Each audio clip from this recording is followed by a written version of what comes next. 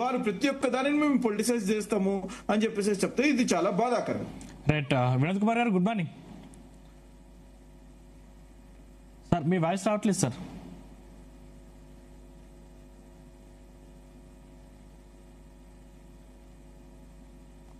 Sir నా voice yeah sir. ఇప్పుడు రాష్ట్రంలో ఉన్నటువంటి పాలిటెక్నిక్ కాలేజీలని స్కిల్ యూనివర్సిటీ పరిధిలోకి తీసుకురావడంపై విద్యార్థులు కావచ్చు, లేకపోతే అధ్యాపక సంఘాల నుంచి కావచ్చు తీవ్ర అభ్యంతరాలు వ్యక్తమవుతున్న పరిస్థితి కనిపిస్తుంది. అంటే జీవో నెంబర్ 90ను వెంటనే రద్దు చేయాలి అని డిమాండ్ ఉంది. సో అసలు ఇక్కడ ఏం జరుగుతుంది సార్? అసలు సమస్య ఏంటంటే పాలసీపై అభ్యంతరం అనుకోవాలా, లేకపోతే భవిష్యత్తుపై భయం అనుకోవాలా? అంటే ఇప్పుడు ఎలా ఉందంటే రేవంత్ రెడ్డి గారిది ఇక్కడ కాకతీయ విశ్వవిద్యాలయాలు ఇట్లా మన తెలంగాణ విశ్వవిద్యాలయాలన్నింటినీ కూడా ఇక్కడ రూపాయి డెవలప్మెంట్ కి కానీ ఆయన అమెరికా నుండి తెస్తానంటాడు, లేకపోతే ఆస్ట్రేలియా నుండి తెస్తానంటాడు విశ్వవిద్యాలయాలు. ఎందుకంటే అక్కడ ఉన్న ఫ్యూచర్ సిటీ భూమిని, ఆ రియల్ ఎస్టేట్ భూమిని కబ్జా చేయడానికి. నేనేమంటున్నానంటే ఇవాళ రియల్ ఎస్టేట్ దందా కోసము విద్యార్థుల భవిష్యత్తు నాశనం చేయొద్దని కోరుకుంటున్నా. ఎందుకంటే ఇవాళ ఈ పాలిటెక్నిక్ విషయంలో కూడా జరుగుతుంది అదే. అక్కడ ఉన్న భూములు ఏవైతే ఉన్నాయో ఆ భూములన్నింటినీ విలువైన భూములు, ఆ విలువైన భూములని ఈ రోజు కబ్జా చేసే కార్యక్రమంలో ఉన్నట్టుగా కనబడుతుంది.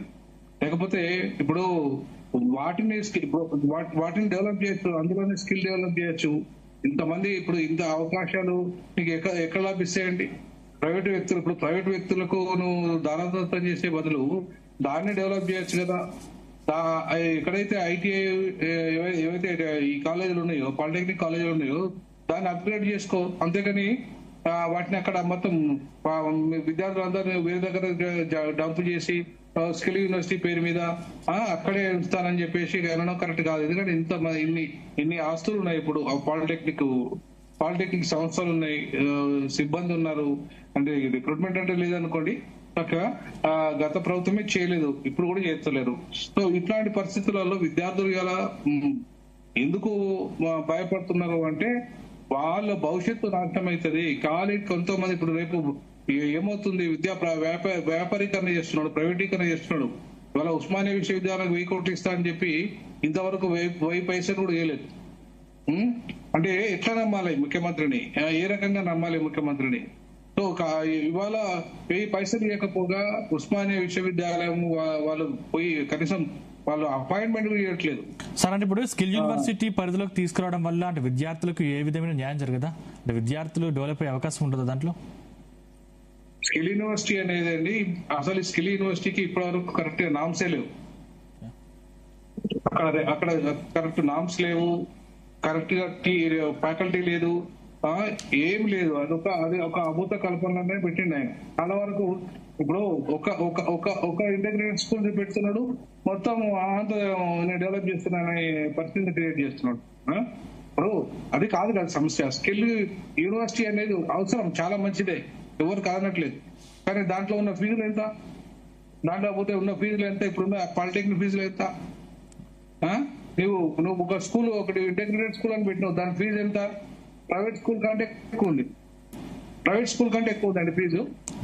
సో నువ్వు ప్రభుత్వం ఉచిత నాణ్యమైన విద్యను అందించాల్సిన ప్రభుత్వం ఇవాళ బకాయిలు కట్టలేరు. పాలిటెక్నిక్ బకాయిలు, లా బకాయిలు, ఇంజనీరింగ్ బకాయిలు. అసలు బకాయిలు కట్టకుండా, సర్టిఫికెట్ రాకుండా కోర్స్ కంప్లీట్ అయిన వాళ్ళు ఏం కావాలో వాళ్ళ బతంతా అగమ్య గోచరంగా ఉంది. వాళ్ళకు ఇప్పుడు ప్రస్తుతం రావాల్సిన ఏవైతే ఉన్నాయో బకాయిలు చెల్లించి వాళ్ళకి ప్రాపర్ గా స్టెప్ బై స్టెప్, ఇప్పుడే ఒకటేసారి కావు. ఎందుకంటే స్కిల్ యూనివర్సిటీ పెట్టండి, తప్పలేదు. స్కిల్ యూనివర్సిటీలో ఇప్పుడు వస్తున్న కొత్త బ్యాచ్ అవకాశాలు ఇవ్వండి, కొత్త వాళ్ళకు స్కిల్ యూనివర్సిటీలో ఇవ్వండి. అందుకని ఉన్న పాత వాటిని అప్గ్రేడ్ చేయండి వాటిని. కాకపోతే ఆ స్కిల్ యూనివర్సిటీలోకి అంత ప్లేస్ స్కిల్ యూనివర్సిటీలో ఉంటే వీళ్ళు పాలిటెక్నిక్ వాళ్ళందరినీ తీసుకొచ్చి పెట్టి అక్కడ అంత స్టాఫ్ ఉండి, అంత హాస్టల్ ఫెసిలిటీ ఉండి, అన్ని రకాల సౌకర్యాలు అక్కడ ఉన్నాయి అనుకుంటే సంతోషం. కానీ అవేమి అట్లా మనకు కనబడతలేవు అక్కడ. ఆ రకంగా ఆయన ఇప్పుడు ఎన్నో ఇప్పుడు ఉన్న విశ్వవిద్యాలయాలు, ఇప్పుడు నేను అంటున్న ఫారెన్ విశ్వవిద్యాలయాలు ఉన్నాయి. ఫారెన్ విశ్వవిద్యాలయాలు ఇండియాకు రావాలంటే ఎంత తతంగా ఉంటుంది, వాళ్ళ బ్రాంచ్ రావాలంటే అదంతా ఈజీనా?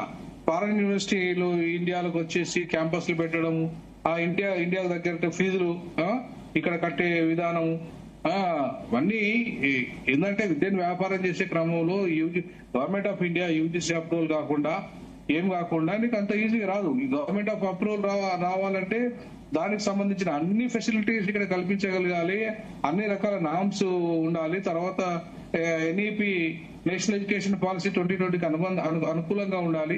ఇవన్నీ ఉండి పర్మిషన్ తీసుకొని దాని తర్వాత క్యాంపస్లు వస్తాయి తప్ప అంత ఈజీగా క్యాంపస్లు వచ్చి పెట్టే పరిస్థితి లేదు. అందులో మీరు ఇప్పుడు జీతాలు ఇస్తలేరు, పెన్షన్ ఉన్న వాళ్ళకే ఉద్యోగులకే పెన్షన్ ఇస్తలేవు.